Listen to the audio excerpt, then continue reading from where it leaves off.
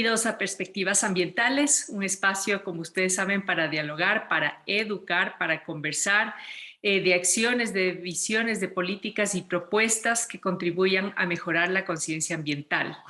En este día tenemos a Pedro Bermeo, ustedes saben que es del colectivo Yasunidos, y tenemos unas buenas noticias porque la Corte Constitucional ratificó la prohibición de realizar actividades extractivas petroleras en la zona de amortiguamiento ubicado en el Parque Nacional Yasuní, Ixpingo, Tambococha, Tiputini. Y esta resolución es importante porque definitivamente es un alivio, digamos así, para los grupos vulnerables que se encuentran ahí, que son grupos indígenas, grupos de los Tagaeri y Taromenari. Ahora, este fallo, entiendo, Pedro, y quisiera que nos expliques, es en base a una acción que presentó un colectivo ciudadano de antropólogos, ¿no? Y de antropólogas con relación a la vulnerabilidad que podían tener este grupo de indígenas ahí en la zona. ¿Cómo esto se complementa a aquella acción o consulta popular que se planteó en el 2018? Claro, bueno, muchísimas gracias por la invitación. Primero, decirte que, a ver, el proceso inicia con la consulta popular, como tú bien dices, en el 2018, cuando Lenín Moreno incluye dos preguntas ambientales que son, vale la pena decirlo, las con mayor votación positiva, ¿no? Estas dos preguntas, la una sobre el tema minero y la otra sobre el Yasuní, son las dos preguntas que tienen mayor votación. Sí. ¿Perdón? 68% de aprobación. Así es, así es. De apoyo. La una 68 y la otra un poquito más incluso. Estas dos preguntas, la pregunta específicamente del Yasuní principalmente, es una pregunta que no tiene un anexo que explica cómo se va a cumplir. Recordemos que estas preguntas no son analizadas por ninguna corte constitucional, sino que pasan directamente al Consejo Nacional Electoral. Esto termina, digamos, perjudicando a la ciudadanía, pues porque lo que a partir de esta pregunta, que por un lado sí, si estamos de acuerdo en reducir la explotación petrolera en el Yasuní y por otro lado ampliar la zona intangible, que es el territorio que el Estado le reconoce a los pueblos indígenas en aislamiento voluntario, no es el territorio necesariamente, como bien lo han dicho una serie de peritos, antropólogos, en varios casos vinculados con los pueblos aislados. Es decir, el territorio y la zona intangible no es el territorio real de los pueblos aislados, sino que el Estado le reconoce. Esto es importante, digamos, recalcar. Entonces, en esta consulta popular se pone esta pregunta, como decía, es una pregunta que gana favorablemente, que hay una votación favorable, y sin embargo, el Estado ecuatoriano no cumple con lo que dice la pregunta, es decir, el fin de la pregunta era proteger a los pueblos aislados y al Yasuní, y sin embargo, el decreto 751, que es el origen de la acción de inconstitucionalidad que se presenta por parte del colectivo de antropólogas del Ecuador, es justamente el decreto que amplía, por un lado, supuestamente la zona intangible, por otro lado, supuestamente también reduce la explotación petrolera en el Yasuní, y por otro lado, ¿por qué digo supuestamente? Supuestamente porque mientras amplía la zona intangible solamente en un lugar que a ellos les conviene, digamos que al Estado le conviene, no donde hay bloques petroleros, sino donde es territorio principalmente los pueblos guaraní, mágicamente ahí es donde ellos creen que debe ampliarse, que sí es un lugar importante de la ampliación porque es donde se han dado ciertas masacres, pero como digo, no es necesariamente solo ese el territorio de los pueblos aislados. Varias tesis de otros expertos nos han dicho que también en la parte oriental del parque, que es justamente donde está el bloque 43 y el bloque 31, es parte del territorio de los pueblos aislados, una zona de caza de los pueblos aislados. Sin embargo, estas consideraciones no se toman en cuenta por esta comisión del gobierno y se amplía solamente en esta zona. Pero más allá de dónde se amplía, lo más grave de todo es que este decreto, el decreto 751, que es el que se impugna, que ahora se declara inconstitucional, permite la explotación en la franja de amortiguamiento que rodea la zona intangible. Esto es, digamos, sumamente grave porque más o menos, si tomamos en cuenta el número de hectáreas que se amplían con el número de hectáreas que ahora se pueden afectar, que se podían afectar con ese decreto, era básicamente 1 por 7. Es decir, por cada hectárea que se protege, ahora permite la explotación en 7 más. Entonces, definitivamente, digamos, no era beneficioso para los pueblos aislados, sino más bien era todo lo contrario. Lo que estaba haciendo el Estado es una jugarreta para poder explotar un lugar que antes estaba prohibido, ¿no? Donde justamente en esa franja de amortiguamiento, en el bloque 43, es donde está Ispingo. Ispingo es uno de los lugares, digamos, que concentra gran parte de las reservas de petróleo del Ecuador. Recordemos, Ispingo, Tambococha, Tiputini, son el ITT, ¿no es cierto? La I es justamente de Ispingo y es el corazón del Yasuní. Por esta razón, el colectivo de antropólogas, con el apoyo de varias organizaciones más, se presentó esta acción de inconstitucionalidad en la que se buscaba, digamos, declarar inconstitucional el decreto por las razones que he mencionado, ¿no? Pues afectan directamente a los pueblos en aislamiento voluntario y además este decreto no ha tenido una consulta tanto prelegislativa como una consulta previa, libre e informada. La Corte Constitucional, luego, digamos, del transcurso de alrededor de 3 años, finalmente declara inconstitucional este decreto, declara inconstitucional por la forma, es decir, porque no hubo consulta prelegislativa para llevar a cabo este decreto. Las acciones que tome el gobierno que pueden afectar derechos colectivos de pueblos indígenas, aislados o no aislados, tienen que ser previamente consultados. Esta norma no fue consultada y evidentemente tiene una afectación grave en el territorio de los pueblos aislados. Pero ustedes dirán, si son pueblos aislados, ¿cómo se los contacta? ¿Cómo se los consulta? Y justamente por esta razón es que la Corte Interamericana de Derechos Humanos digamos, en el Sistema Interamericano de Derechos Humanos se han establecido una serie de protocolos y estándares para establecer que los pueblos en aislamiento voluntario, dada su condición de aislamiento, debe entenderse como negativa tácita la consulta. Así es. ¿No? Es decir, y en cualquier caso, justamente. Justamente en este caso, lo que la Corte dice es que el Estado debía entender que la consulta prelegislativa hacia los pueblos aislados tendría que ser negativa si hay algún tipo de afectación. Y como en este caso había un tipo de afectación, pues se permitía la explotación dentro del territorio que antes estaba prohibido, es que ahora se lo declara inconstitucional. Por esto, en la práctica, lo que significa este decreto es que el Estado ecuatoriano no puede explotar dentro de la franja de amortiguamiento. La Corte reconoce lo que dice el artículo 57 de la Constitución en su párrafo antepenúltimo, en el que establece que los pueblos aislados, en el territorio de los pueblos aislados estará vedada todo tipo de actividad extractiva.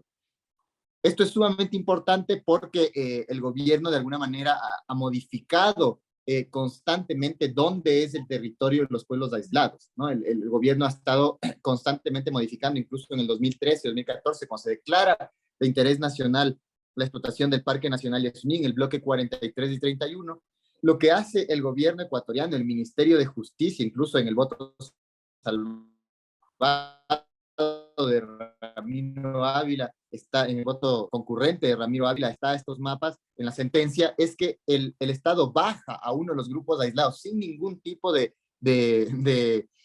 peritaje o de investigación previa, dice que un grupo de los pueblos aislados que justamente estaba entre el bloque 31 y 43 lo baja hacia el sur, justo porque esa es la zona que iban a explotar, ¿no? Entonces, esto no es una muestra clara de cómo existe una total arbitraria en aislamiento voluntario, y esta sentencia de alguna manera establece un límite a ese manejo irresponsable, ¿no? Entonces creemos que es sumamente importante porque, como digo, es una victoria total para los pueblos aislados del que ahora no se puede explotar dentro de la franja de amortiguamiento, y lo que significa en la práctica es que no se puede hacer ni un pozo más en el Yasuní. Este es un primer paso sumamente importante, tomando en cuenta que hay varios otros casos que también están en diferentes jurisdicciones. El uno es el caso del propio colectivo Yasuníes, que la Corte Constitucional hace pocos meses también reconoció que hubo una vulneración a los derechos del colectivo Yasuníes y volvió el trámite, anuló la sentencia anterior y volvió el trámite al Tribunal Contencioso Electoral. Esto quiere decir que en unos pocos meses este nuevo tribunal podría declarar que tiene que darse la consulta popular del colectivo Yasuníes, que era sumamente específica y clara y prohibía, digamos, de extraer petróleo del Parque Nacional Yasuní sin tener estas mañoserías, ¿no? De decir el número de hectáreas afectadas o cómo hacemos el cambio para poder explotar aquí, pero no acá, ¿no es cierto? Que es lo que hizo el gobierno de Lenín Moreno. Por un lado tenemos ese caso que está próximo a resolverse, y por otro lado tenemos un caso que es muchísimo más importante y es el que está en la Corte Interamericana de Derechos Humanos. Recordemos que los pueblos en aislamiento voluntario han tenido varias masacres, ¿no? Han sido víctimas de varias masacres. Hay una masacre en el 2003, otra en el 2006 y otra en el 2013. Estas masacres, hasta la de masacre de 2006, hacen que se soliciten medidas cautelares, que un grupo de peticionarios soliciten ante la Comisión Interamericana de Derechos Humanos medidas cautelares para precautelar su vida. Precautelar su vida significa precautelar su territorio, justamente porque su territorio es de donde sacan sus alimentos, donde tienen sus casas, donde tienen sus chacras, donde tienen sus medicinas, dependen estrictamente de su territorio. Entonces su vida depende de su territorio. Y es por eso que la Comisión Interamericana de Derechos Humanos, luego de revisar cómo sistemáticamente el Estado vulnera las medidas cautelares y los derechos de los pueblos aislados, en el 2019 pasa el caso ante la Corte Interamericana de Derechos Humanos y declara que el Ecuador ha vulnerado los derechos de los pueblos aislados. Es así como en los próximos meses también se resolverá este caso en la Corte Interamericana de Derechos Humanos y podría acarrear responsabilidades internacionales al Ecuador justamente por vulnerar los derechos de los pueblos en aislamiento voluntario. Claro, por un lado sería una gran sentencia y un gran precedente, por otro lado es una marca nuevamente para el Ecuador, ¿no? Pero más allá de eso, Pedro, porque además creo que en esta semana hemos tenido 3 grandes noticias y vamos a ver a lo largo de estos próximos 15 días en este programa la aprobación de la próxima consulta para la no minería en Quito y también el gran precedente sobre los derechos de la naturaleza, derechos de los animales, que también fueron ya aceptados. Entonces, creo que el Ecuador va sentando muy buenos precedentes y de avanzada en estos temas, que me parece fabuloso.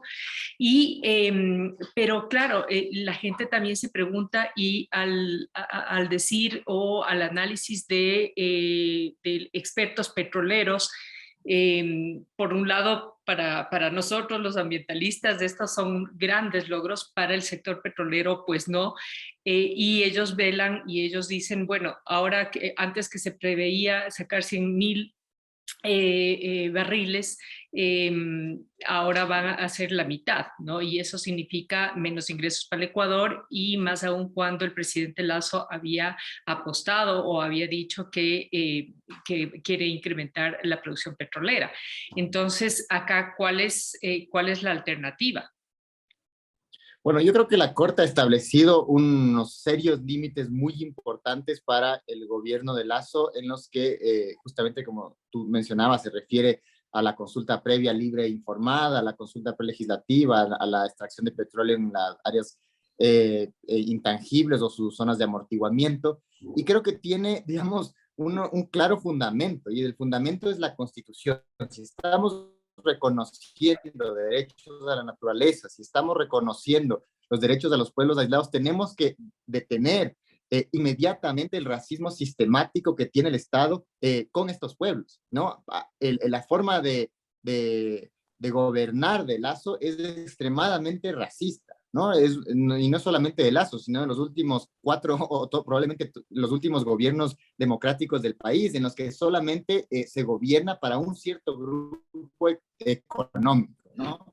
Vemos cómo el petróleo no beneficia realmente a la ciudadanía, a las personas de a pie. Si nosotros vamos a ver qué ha pasado con el caso Texaco Chevron en la Amazonía Norte, vemos claramente cómo no es que realmente nos ha beneficiado la extracción petrolera, sino justamente son las zonas más pobres del Ecuador las que ahora están aún más empobrecidas porque están contaminadas, porque están destruidas, están llenos de, además las personas están con una cantidad de enfermedades vinculadas con la extracción de petróleo y el manejo, digamos, de la contaminación, que básicamente no ha existido, ¿no? En esta zona más de 30 años contaminada y todavía no se remedia los daños en la Amazonía Norte. Entonces esto nos muestra claramente cómo la extracción de petróleo no es que nos beneficia a todos los ecuatorianos del desarrollo del país, sino que beneficia a unas ciertas élites que justamente y en su gran mayoría son transnacionales, son capitales transnacionales y ciertos grupos económicos ecuatorianos los que se benefician con la extracción de petróleo, no la gran mayoría. Además de esto, es importante decir 2 cosas. Uno, ¿por qué la vida de los pueblos indígenas en aislamiento voluntario, la vida de niñas, de niños, de mujeres, de hombres que habitan en estos territorios no es importante, cuando sabemos que su explotación de este lugar representa el exterminio de estos pueblos solamente por el hecho del contagio de enfermedades, ¿no? Más allá de que si sobreviven o no sobreviven a este, significa el exterminio de estos pueblos. Y por otro lado, también es importante decir, en un momento en el que el mundo vive una crisis climática sin precedentes, en la que los desastres naturales son pan de cada día justamente por la pérdida de biodiversidad y el calentamiento global, vale preguntarse qué es más importante, si tener petróleo o tener oxígeno, ¿no? Creo que esto es algo que a veces los petroleros se olvidan, que ellos también respiran. Y que esa respiración viene justamente de la Amazonía. Sí. Entonces creo que el sistema capitalista en el que vivimos nos hace cambiar las prioridades a veces, ¿no? Y creer que hay ciertas cosas que son más importantes que otras y unas vidas son más importantes que otras. Cuando lo que nos está diciendo la Corte Constitucional con estas sentencias es que esas vidas que viven en esas zonas también son importantes y también tienen derechos. Y sus derechos no pueden estar subyugados a los nuestros. Sí. Y yo coincido contigo, Pedro, en el sentido de que yo creo que estas son señales no menores, sino grandes señales de que es más urgente y que hay que hacer un cambio de transición ecológica, de transición energética, de transición, pero urgente, y cambiar las políticas públicas a la no dependencia del petróleo. Ya hemos tenido esto hace décadas, ya lo usufructuamos, como tú dices, habría que hacer un balance negativo, positivo de qué nos ha traído la historia petrolera en el Ecuador, y que hoy por hoy, frente a la crisis climática y a la crisis ambiental de la sexta extinción que estamos por vivir o ya comenzamos a vivir, nuestro capital natural va a ser justamente la moneda de transacción en el mundo que nos va a permitir más bien ser muy competitivos, y eso creo que no lo estamos viendo. Si nosotros mantenemos nuestros recursos naturales como están y negociamos, y aprender a negociar no desde la pobreza, sino desde la riqueza, como debería ser, creo que estaríamos viendo a un Ecuador mucho más competitivo. Los derrames del petróleo de hace 15 días y desde todas las décadas anteriores, vemos el problema del Shanghái, vemos el problema del retroceso que tienes permanente por las quebradas, y que están a cada rato tratando de solucionar los oleoductos. O sea, son señales que nos dicen, ya por aquí no va. Entonces creo que la Corte Constitucional definitivamente tiene una visión muy de avanzada, y creo que esto nos da luces definitivamente a que hay que hacer con urgencia un cambio en la matriz energética urgente y en la matriz económica, más que nada. Sí, por eso solo yo quisiera decir que incluso la misma pandemia tiene un origen, y este origen está vinculado con la destrucción de la naturaleza. Hay dos razones por las que justamente las enfermedades zoonóticas se vuelven, que es justamente una enfermedad que puede pasar de un animal no humano a un animal humano, como es el caso del COVID-19, se da por dos razones principales. La una es la presión a los territorios, digamos, donde está la vida salvaje, es decir, justamente a la destrucción de la naturaleza por actividades mineras, petroleras, etcétera. Y el otro es por el hacinamiento de animales destinados a consumo, como son los animales destinados a consumo de las gallinas, los pollos, los cerdos, las vacas, ¿no? Estas son las razones por las que las enfermedades mutan, estos virus mutan y terminan contagiando a seres humanos. Y esas son justo las dos cosas que esta semana la Corte Constitucional ha dictado en su sentencia, ¿no? Al final, al reconocer como a los animales como sujetos de derechos, y al detener el extractivismo, al reconocer la consulta previa libre e informada, al detener el extractivismo en el Yasuní, no está dando señales claras justamente para detener el origen de la pandemia y no seguir tratando los síntomas, como es el caso de la vacunación, ¿no? Es decir, la vacunación es solamente una forma para controlar el síntoma de la enfermedad, pero si no vamos al origen de la enfermedad, que es destruir la naturaleza, van a seguir surgiendo nuevas virus, nuevas enfermedades que van a seguirnos poniendo en problemas, como ya hemos visto, sin precedentes en los últimos años. Totalmente, Pedro, contigo concuerdo al 100%. Y bueno, yo con esto quiero cerrar este espacio agradeciéndote a ti, Pedro, por estar acá. Muy, muy decidor, muy importante tus criterios, porque además la gente que nos escucha necesita saber qué hay de fondo de la noticia sobre y qué conlleva todo esto, ¿no? Para su propia reflexión, su propia digestión, consumo. Y bueno, a todos ustedes por su sintonía, les invito como siempre a compartir con otras personas nuestra página web, a seguirnos en Twitter, en Instagram, en YouTube, para que juntos podamos llegar más allá y a más gente y podamos generar más conciencia ambiental, que necesitamos que todos tengamos un mínimo de conciencia ambiental para que todo lo que está pasando en el mundo no siga sucediendo. Gracias, Pedro. Hay un lugar que puede transformarlo todo. Aquí, un Tetra Pak puede ser un pupitre. Un papel puede ser un regalo. Un abogado puede ser el salvador de los mares. Una madre puede ser defensora de la naturaleza. Un niño puede cambiar el futuro.